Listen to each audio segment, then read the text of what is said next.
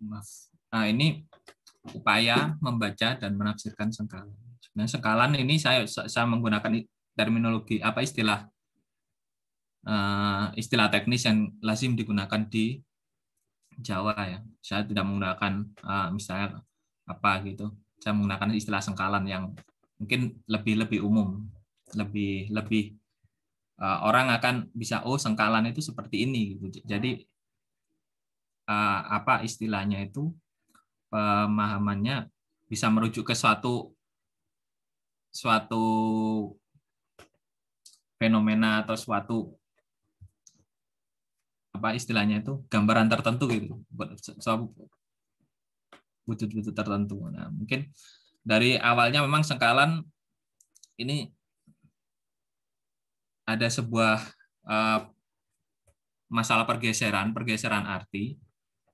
Sebenarnya istilah sengkalan sendiri kan berasal dari saka kala, saka dan kala. Jadi tarik saka dalam pengertian harfiahnya seperti itu. Di sini ada kehilangan satu silabel, satu suku kata, yaitu saka kala. Ada dua kan. Kalau di dalam istilah kritik teks itu ada semacam haplologi gitu. Ada pengurangan satu suku kata yang hilang karena kemiripan itu. Nah, jadi ini ada semacam kekeliruan yang kemudian akhirnya sering digunakan, akhirnya menjadi terbiasa. Awalnya memang sakakala, kemudian jadi sakala, sengkala, dan ada sengkalan. Ada akhiran an, ada sufiks an, artinya menandakan sebuah nominat kata benda gitu. Kata bendanya. Di sini saya melihat pengertian sengkalan ini cenderung menyempit dan sekaligus meluas gitu. Dalam tahap pertama itu cenderung menyempit karena ini sebenarnya digunakan untuk model kronogram yang umum. Jadi tidak hanya satu jenis kronogram. Yang pertama yang sering kita dengar sengkalan itu, itu ada kata-kata yang menyimbolkan angka-angka tertentu yang digunakan untuk menulis angka tahun. Nah, sebenarnya kalau dalam pengertian sengkala sendiri itu artinya bukan hanya itu gitu. Bukan hanya model yang seperti itu, tapi juga angka tahun itu juga termasuk sengkalan, termasuk kronogram gitu dalam pengertian yang saya pahami. Nah, representasinya bisa berupa angka, diagram, bukan hanya kata-kata yang merepresentasikan angka-angka tertentu. Tapi di satu sisi pengertiannya juga mengalami perluasan. Ini mungkin tidak begitu kalau istilahnya di prasasti atau era klasik itu memang kecenderungannya memang nggak ada ya, mungkin karena memang semuanya menggunakan tarikh yang tarikh saka gitu. Tapi ini perluasan ini terjadi dalam masa yang kemudian gitu. Ketika istilahnya sudah digunakan untuk menuliskan angka tahun Masehi, sebutannya juga sengkala, sinengkalan gitu. Misalnya di naskah-naskah itu yang sering saya jumpai. Juga di istilahnya yang baru-baru biasanya untuk membuat gapura gitu, di situ ada dua tarikh, misalnya tarikh Jawa dan tarikh Masehi, dua-duanya juga menggunakan sengkalan. Sebutannya juga sengkalan. Jadi di satu sisi memang pengertian ini sebenarnya merujuk ke tarikh tertentu, tapi digunakan untuk tarikh yang lebih umum. Dalam pemahaman saya seperti itu. Nah, ini kalau dilihat itu sebutannya juga sengkalan semuanya. Jadi sengkalan melok, sengkalan koci, sengkalan milir, sengkalan dinyang. Ini saya ambil contoh dari jenis-jenis sengkalan yang ada di naskah Merapi Merbabu. Karena saya ini sebenarnya awalnya belajarnya bukan belajar prasasti, tapi belajar naskah dulu. Nah, jadi dan kebetulan ini juga sama seperti Kang Rendra yang suka kalau Kang Rendra langsung ke lapangan, kalau saya ke perpustakaannya. Gitu. Jadi kita sama-sama meneliti Merapi Merbabu.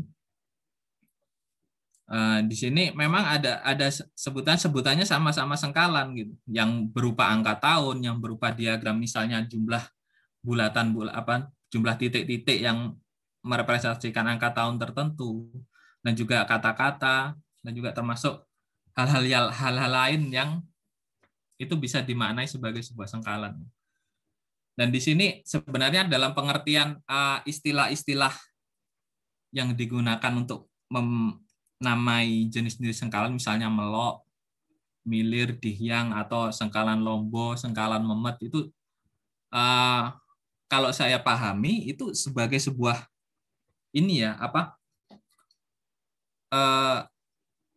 istilahnya itu karakteristik tingkat kesulitan mungkin kalau istilahnya yang lombo itu kan pengertiannya sederhana gitu, yang sederhana itu istilahnya satu yang lumrah, yang bisa orang mungkin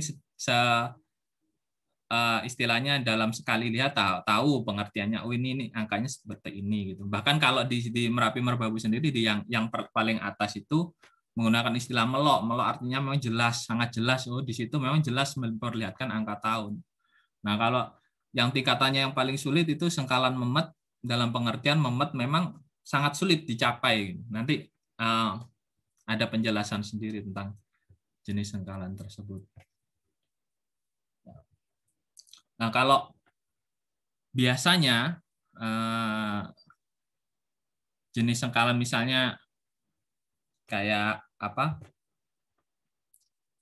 sirno ilang kertaning bumi dan sebagainya itu biasanya menggunakan sistem yang disebut buta samkhya. Ini salah satu ekspresi istilahnya ekspresi pemunculan kata-kata istilahnya bilangan numeralia melalui istilahnya melalui persamaan-persamaan yang ada di alam material yang konkret gitu. Dalam pengertian di sini misalnya kalau kata mata gitu, netra itu merepresentasikan angka 2, lengan merepresentasikan angka pusar 1 dan sebagainya. Atau mungkin bumi, bulan merepresentasikan angka 1. Nah, selain terkait dengan hal-hal yang ada di alam material tersebut, dalam sistem buta samkhya ini juga ada beberapa hal yang terkait dengan wacana-wacana terkait mitologi, mitos, ritual, dan sebagainya. Misalnya kalau ada kata Rama yang merepresentasikan angka 3 itu terkait dengan 3 sosok Rama yang ada di dalam tradisi Itihasa, yaitu Parasurama, Ramacandra, dan Balarama. Jadi ada 3 tokoh yang menggunakan nama Rama. Ini misalnya penggunaan kata Rama di prasasti inskripsi yang ada di punggungnya Arca Bima yang ditemukan di Candi Subuh yang sekarang ada di Surakarta itu juga menggunakan kata Rama yang itu merepresentasikan angka 3.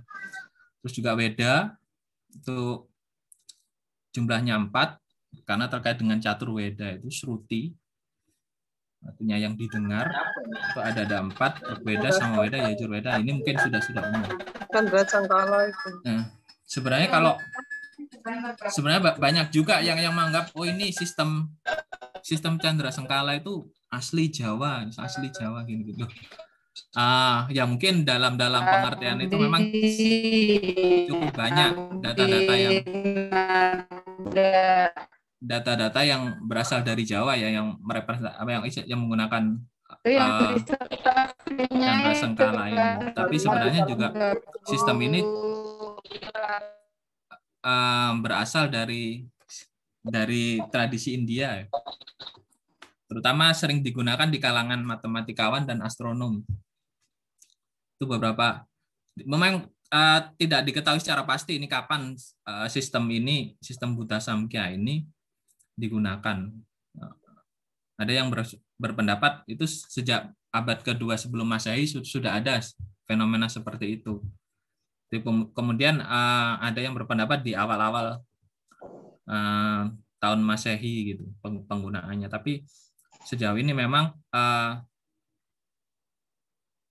penggunaan sistem Buta Samkhya, terutama untuk penulisan angka tahun itu sudah cukup banyak, cukup lazim tidak hanya di Jawa, ya, tapi di Asia Tenggara, misalnya di kawasan Indochina, inskrip-inskrip yang ada di Indochina itu juga ada, juga termasuk di India Selatan itu juga banyak yang menggunakan sistem ini. Jadi tidak semata-mata ini berasal dari Jawa. Nah, ada nantinya juga ada proses misalnya vernakularisasi gitu, bentuk pelokalan dari kata-kata yang digunakan dalam sistem ini. Nah, di Jawa sendiri di masa Jawa kuno ada ini apa istilahnya itu? Maaf terlompat. Sudah dilakukan kodifikasi terhadap sistem Buta Samkhya tersebut. Di sini ada sebuah kakawin. Sebenarnya tidak ada judulnya kakawin ini. Jadi ini ambil lazimnya saja. Kebanyakan orang menyebut sebagai Candra Bumi, kakawin Candra Bumi. Di sini kakawin ini berisi tentang daftar-daftar kata yang merepresentasikan angka-angka tertentu. Jadi sebelumnya memang sudah ada kodifikasi, terutama pada masa Jawa kuno sendiri. Sudah ada sistem kodifikasi dari sistem Buta Samkhya tersebut. Tapi sayangnya memang tidak pernah diketahui kapan karya kakawin ini digubah gitu. Karena memang tidak ada keterangan apapun, misalnya keterangan di bagian manggalanya atau kolofon yang, tetapi memang sejauh ini diketahui dokumen teks atau naskah yang menyimpan teks ini itu sekitar berasal dari abad 16 atau ke-17 itu dari koleksi naskah-naskah Merapi Merbabu. Saya temukan itu cukup banyak teks Candra Bumi ini, dan di situ memang menjadi acuan, menjadi acuan standar untuk menentukan kata-kata yang dipilih untuk membuat Candra sengkalan ini, karena memang di bagian akhir itu memang disebut kalau pengen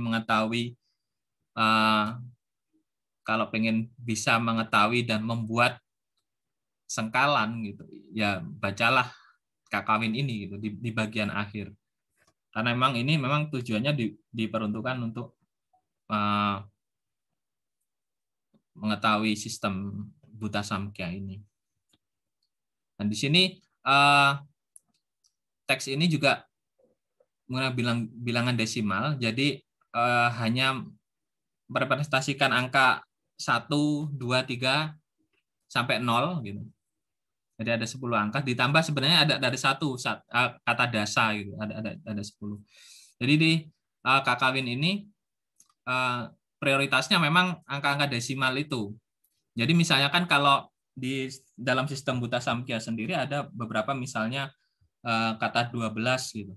Kata surya itu kan merepresentasikan 12 gitu. Kalau di sekarang kan surya biasanya sering digunakan sebagai angka 1. Tapi di istilahnya yang sebelumnya itu merepresentasikan angka 12 karena menyimbolkan ada 12 aditya itu kan.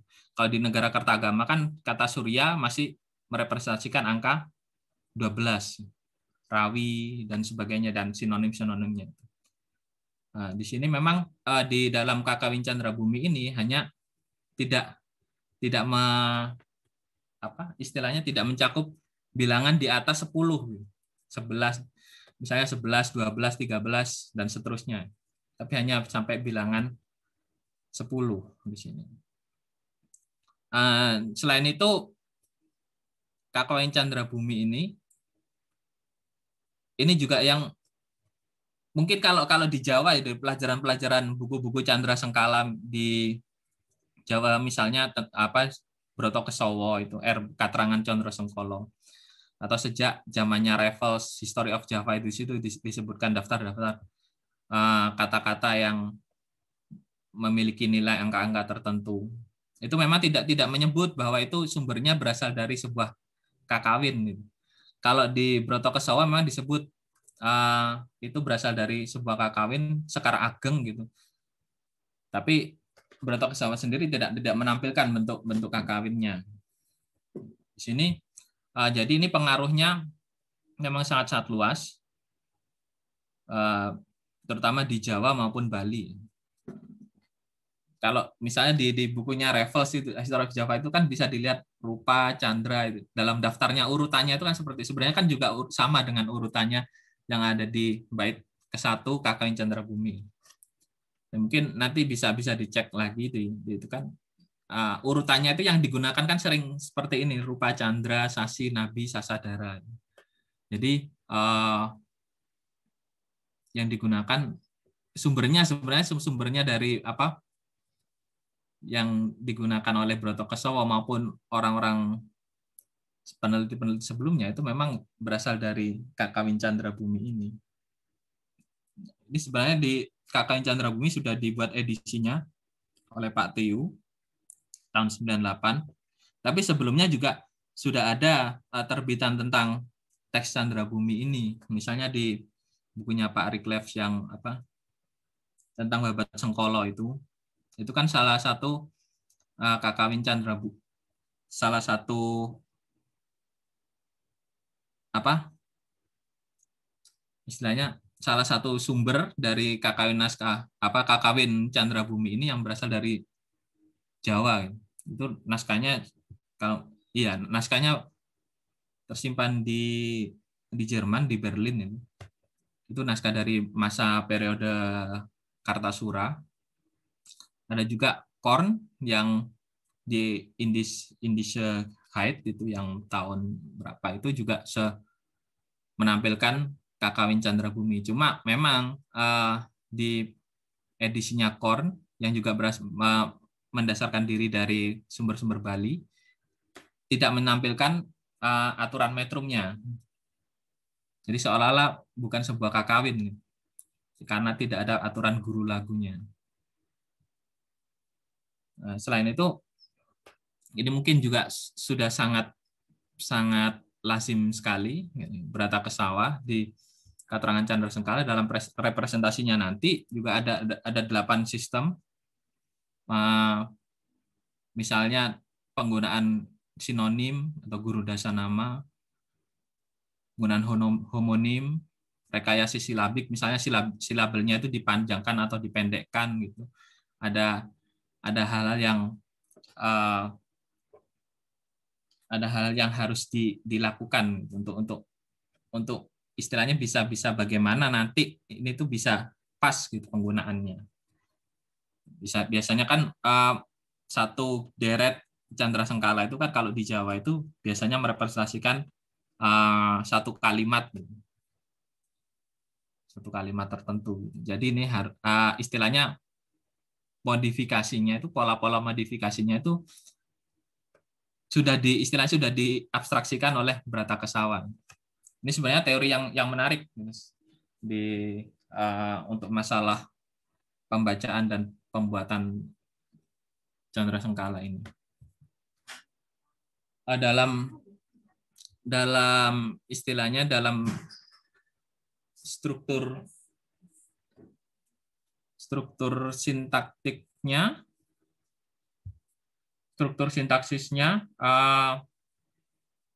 dia menggunakan sistem angka 6 Famantugati. Itu penulisan bergerak dari kanan ke kiri. Ini sebenarnya juga bukan khas dari penulisan sistem sengkalan ini. Sengkalan itu penulisannya dibalik. Nah, sebenarnya ada alasannya gitu. Karena itu mengikuti sistem penulisan numeralia, jadi penulisan angka-angka yang ada di dalam bahasa Sanskerta. Di sini misalnya kalau 2 dasa gitu ya. 2 dasa bukan berarti 20. 2 adalah 2, dasa ada 10. Bukan berarti 20, tapi artinya 12. Karena yang kata yang pertama itu adalah bilangan satuan, Terus dasa adalah bilangan puluhan. Jadi di sini 2 dasa, jadi dibalik,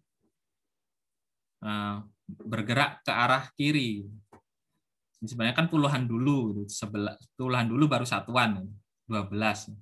Jadi kan istilahnya bergeraknya itu ke kiri. Nah, jadi di sini pola-pola ini yang digunakan untuk penulisan Candrasengkala nantinya. Nah, di tingkat lokal sendiri, sebenarnya di Jawa sendiri itu ada sudah diabstraksikan, abstraksi.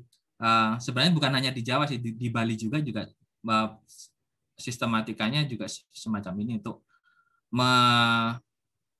apa istilahnya itu menampilkan Candrasengkala. Mereka punya segmen-segmen sendiri, misalnya sirah atau kepala, tenggek, leher, weteng, perut, buntut, itu menampilkan bilangan-bilangan tertentu, kelompok bilangan tertentu. Misalnya kepala untuk satuan, leher untuk puluhan, perut untuk ratusan, ekor untuk ribuan. Biasanya kan kalau di kolofon naskah-naskah Bali itu ada istilahnya rah sama teng gitu. Kalau rah itu biasanya rah terus angka, ada angkanya, teng ada angkanya, itu biasanya untuk mewakili bilangan satuan dan puluhan. Biasanya seperti itu yang saya tahu. Jadi ada segmentasinya untuk angka Navamantogati. Jadi sirah, makanya sirah kan lebih dulu ya, baru kemudian ekor. Ekor itu sebenarnya bilangan ribuan, tapi disebut paling akhir. Jadi sistemnya seperti ini. Nah, ini untuk nanti pembahasannya saya ada 3, sebenarnya ada 3 jenis sengkalan yang akan saya bahas. Gitu. Yang pertama sengkalan Lombo, sengkalan Dieng, dan sengkalan Memet. Untuk sengkalan Lombo ini mungkin sudah sangat lazim ya, orang-orang sudah sangat lazim, sudah sering tahu masalah ini, apa jenis sengkalan ini. Jadi ini dalam pengertiannya Lombo itu kan kalau di Merapi Mergo sebetulnya milir, itu pengertiannya sederhana. Nah, ini istilahnya yang tataran yang masih sederhana gitu. Masih sederhana. Ya, ini contohnya misalnya di Prasasti Canggal sebagai ini contoh penggunaan sengkalan yang tertua di Jawa.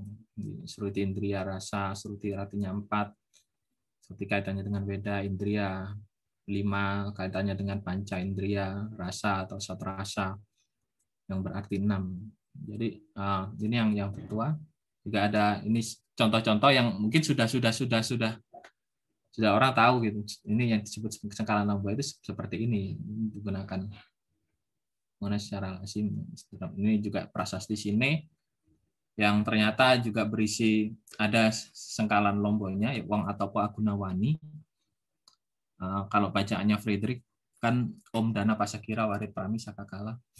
Nah, sebenarnya ini saya nggak tahu ini prasastinya ada nggak ini, masih ada nggak? Soalnya saya kabarnya tersimpan di Museum Nasional. Saya sendiri juga nggak tahu. Saya cuma berdasar kalau pembacaan prasasti ini saya melihatnya dari faksimil yang ada di Friedrich sama Huppermans. Yang atas itu Friedrich, yang bawah itu punyanya Huppermans. Dan pembacaannya ya saya perkirakan ini seperti ini gitu. Seperti di aksaranya kan aksara tipe sukuh dan cetha. Ini juga satu contoh sengkalan Lombo. Di situ kan ada paralel juga di situ. Wong Atopo Agunawani itu sebenarnya juga merepresentasikan dari angka tahun 1381 seperti yang ada di bawahnya. Juga ini sengkalan Dinyang ini mungkin dari segi tingkat kesulitan ini cukup rumit juga jenis sengkalan ini.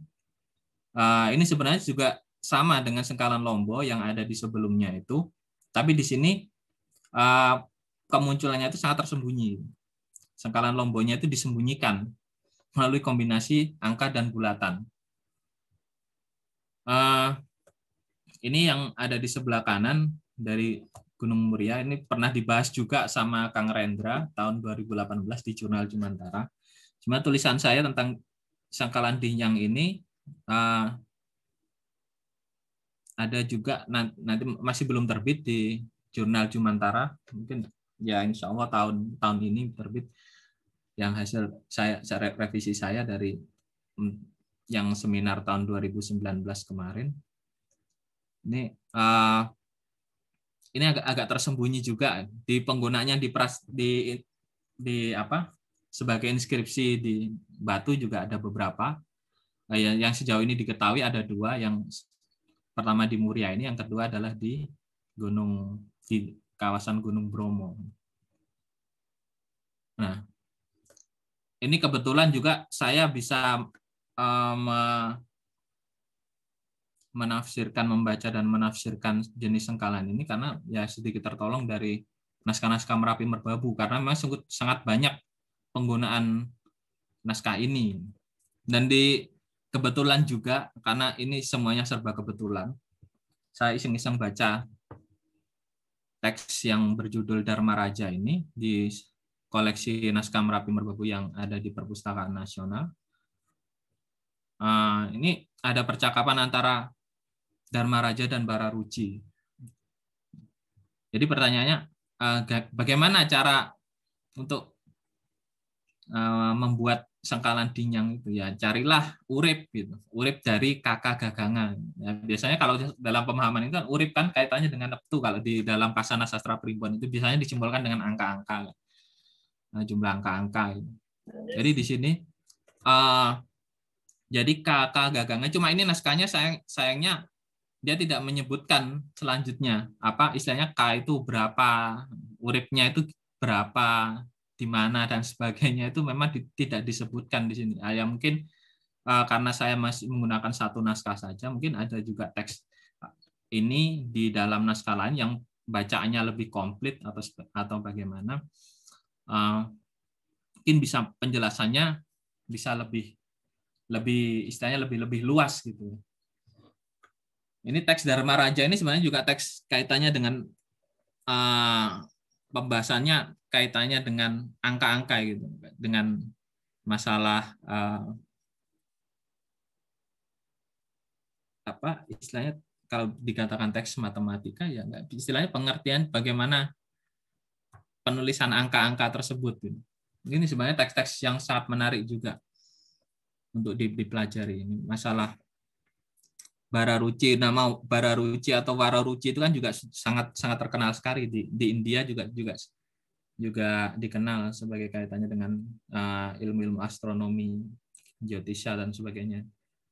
Kalau di Jawa kuno ada disebut di teks Kertabasa itu juga menyebut atribusinya juga ke tokoh yang bernama Wararuci. Ini sangat menarik teks ini. Jadi disebutkan ada di urip dari kakak gagangan. Nah, karena ini kaitannya dengan angka-angka, sementara di sini yang ditampilkan adalah huruf-huruf, ini sistemnya sistem alfanumerik ya, dari alfabet dan numeral. Istilah alfabet dan angka-angka ini. Jadi sistemnya menggunakan 2 itu. Nah, ini juga pokoknya semua serba kebetulan juga. Saya juga kebetulan menemukan 2 lemper ini. Ini sistem untuk membaca sekalan dinyang itu tadi, yang dimana kombinasi angka dan bulatan. Kalau yang ini kan sebenarnya ada 3 baris. Baris pertama yang atas sendiri itu berupa bulatan-bulatan, baris kedua berupa konsonan, yang baris ketiga berupa angka-angka. Jadi keduanya itu yang ditampilkan adalah yang baris pertama sama baris ketiga kalau di penulisannya. Jadi yang baris kedua yang berupa konsonan-konsonan itu tidak ditampilkan.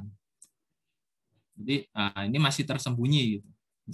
Jadi nanti sistemnya pembacaannya menggunakan sistem koordinat gitu.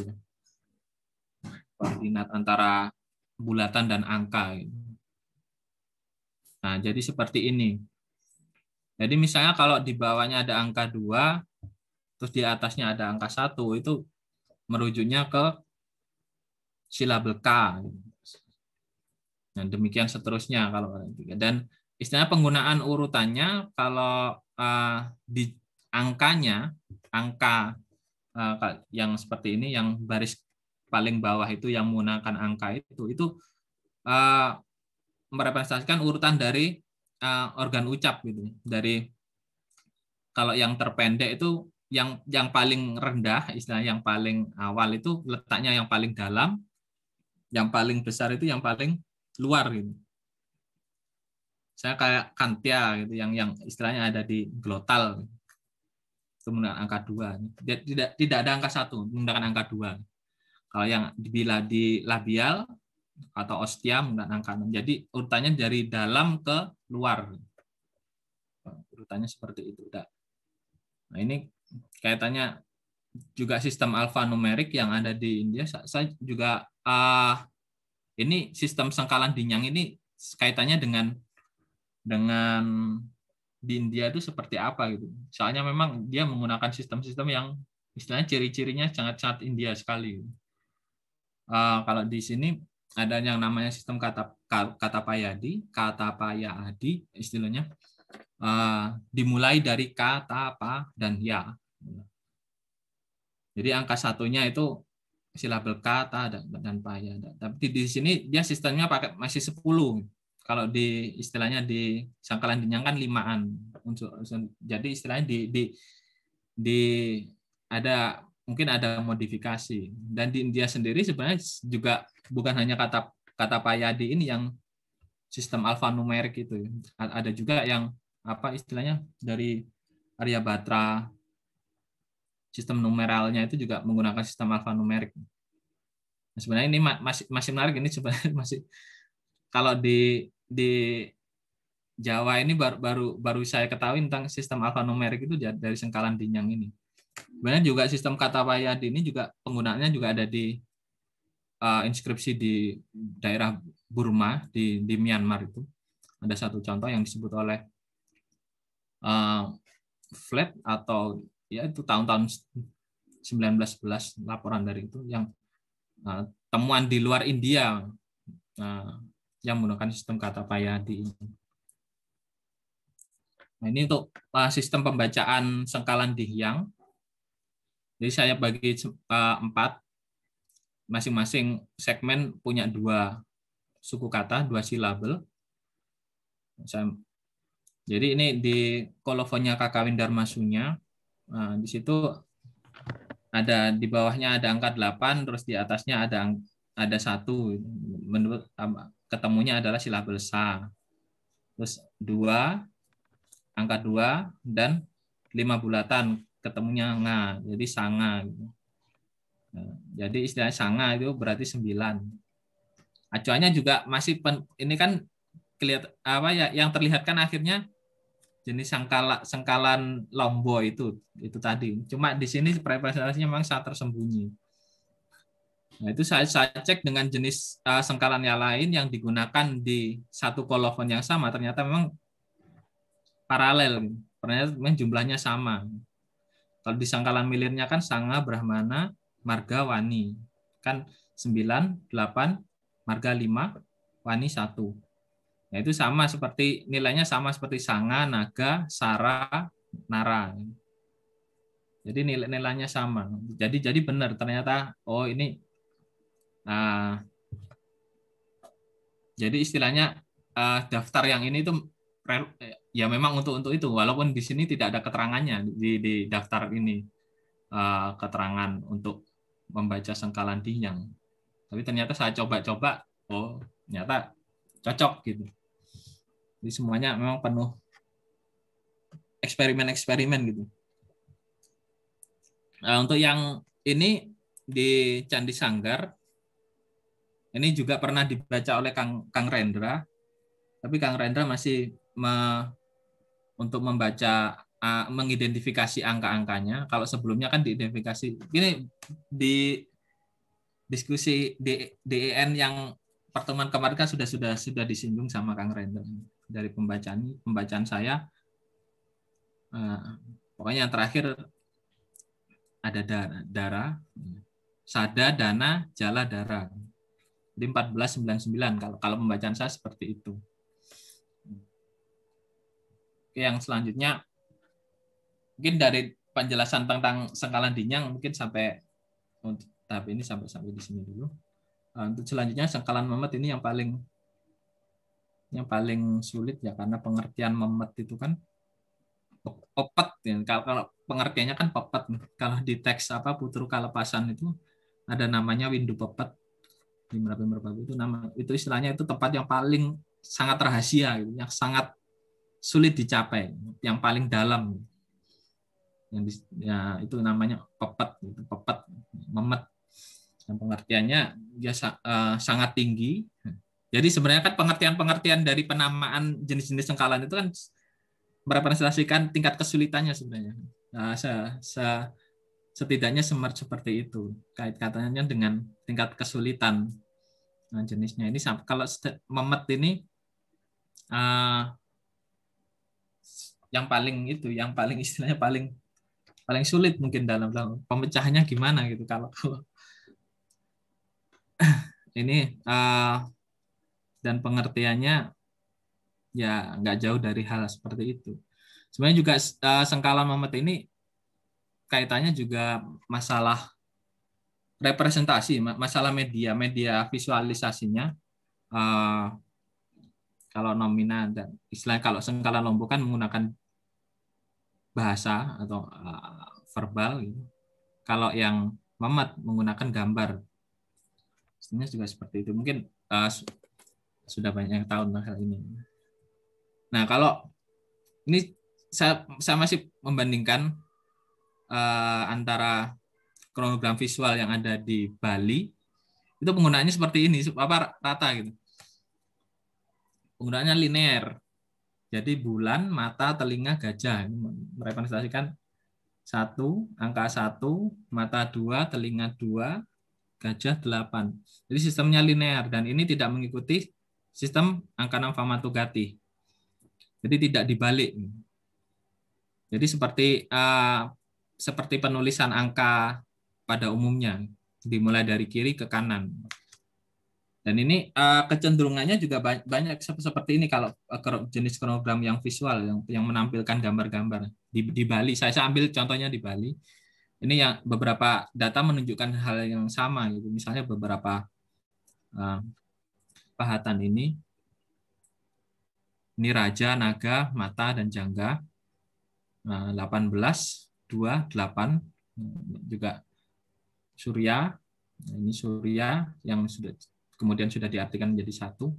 Gajah 8, samudra 4, dan sunyi 0. Jadi sistemnya menggunakan sistem yang linear. Nah, ini pola representasi yang saya pahami kalau berdasarkan contoh-contoh ini ada semacam perbedaan gitu, semacam kalau yang Bali itu cenderung linear, yang visual dari kronogram visualnya. Kalau Jawa itu sirkular, jadi membentuk lingkaran. Jadi makanya akhirnya sulit mana yang dibaca terlebih dahulu. Kalau misalnya kalau yang ini mana yang dibaca terlebih dahulu gitu. Kalau misalnya istilahnya di kronogram visual sengkalan memet yang ada di keraton Yogyakarta itu dan Surakarta, itu memang sulit mana yang dibaca terlebih dahulu. Makanya kalau saya pahami itu karena bentuknya memang sirkular, jadi bentuknya lingkaran.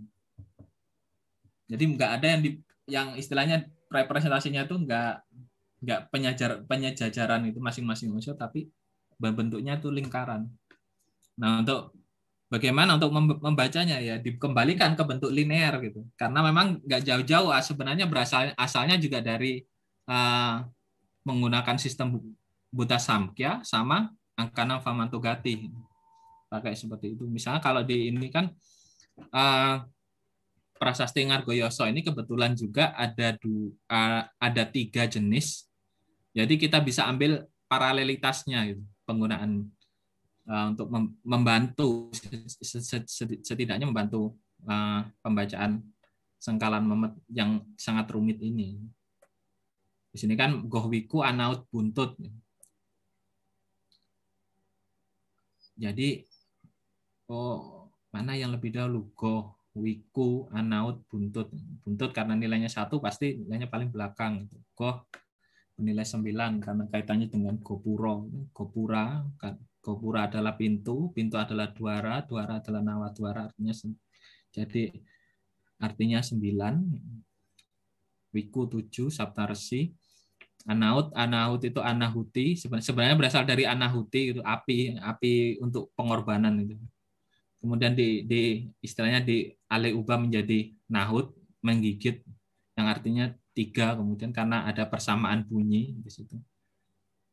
3. Nah, ini jadi kita ambil ini sebenarnya masih eksperimen juga ya, masih ini diambil paralelitasnya dari. Nah, kebetulan juga di wilayah yang sama, yang itu ada namanya Candi Planggatan itu di dekatnya Sukuh, itu juga ada kronogram visual Sengkalan Memet. Di situ saya memang tidak ada kronogram lain yang digunakan. Jadi hanya ada satu gambar itu. Kalau pemahaman saya itu Ganawiku, Anaut Wulan. Pembacaan teman-teman biasanya kan menggunakan gajah wiku, anaut wulan. Tapi ini kok sistemnya penggambarannya itu antropomorfis. Jadi ya kan dewa yang berkepala gajah itu ya Gana gitu dalam pemahaman saya itu. Jadi nilainya 6 kemudian. Kalau gajah kan nilainya 8, asti 8, asta 8. Jadi di sini untuk Planggatan ini saya membacanya 1376. Jadi nilainya sebenarnya nggak jauh, selisih 3 tahun aja. Nah ini juga akhirnya menarik juga untuk masalah penggunaan, terutama ada 3 unsur yang hampir sama itu ya. Misalnya penggunaan jata, penggunaan apa istilahnya yang seperti sorban, gulungan rambut yang seperti sorban ini, dan juga menggigit gitu, anahut gitu. Jadi itu munculnya cukup banyak gitu. Anaut, gitu, menggigit, dan menggunakan sorban semua. Ini dari tulisannya Van Arp. Ini beberapa yang berasal ini dari Penanggungan, terus ini Candi Penampihan yang ada gambarnya ikan yang pakai ada jatanya itu. Jadi istilahnya wiku anaut, wiku anaut, wiku anaut. Tapi di satu sih di bagian depannya itu beda-beda. Ini ada gajah apa? Oh, gajah. Ada sapi, goh, ada naga, ada Garuda. Nah, ini karena ditafsirkan Garuda karena dia punya paruh gitu, lancip, paksi, punya 2, dan ada ikan, iwa. Yang ya ada yang menafsirkan nilainya 1. Iwa. Nah, di sini ada formula-formula sebenarnya, terutama menggigit. Kalau di kronogram visual atau cangkalan yang ada di Candi Sawentar itu ada 2, itu juga istilahnya sama gitu, menggigit, sama-sama menggigit. Jadi kenapa kok akhirnya yang paling gampang dipilih itu adalah menggigit gitu. Anaut. Kadang-kadang ada anaut surya, ada anaut wulan dan sebagainya. Ini sebenarnya cukup menarik juga. Kenapa kok pola-pola ini sering digunakan gitu. Nah, mungkin ini saya masih sebenarnya penelitian ini masih berlangsung, masih mungkin cukup jauh juga ya, untuk bagaimana cara membaca dan menafsirkan satu jenis sengkalan yang cukup rumit ini. Nah, jadi saya akhiri sampai di sini dulu. Mungkin mohon maaf kalau penjelasannya terlalu rumit karena memang ini yang dibahas adalah sesuatu yang rumit juga, terutama sengkalan memet. Jadi yang saya tekankan di sini memang paralelitas. Nah, kita sedikit tertolong tadi untuk pembacaan ini adalah penggunaan prasasti Ngargoyoso tadi yang ada sapi menggigit ekornya tadi. Itu hal yang paralel itu bisa dimanfaatkan sebagai alat bantu. Ya, demikian yang bisa saya sampaikan. Mohon maaf kalau saya banyak sekali kekurangan. Mohon maaf. Assalamualaikum warahmatullahi wabarakatuh.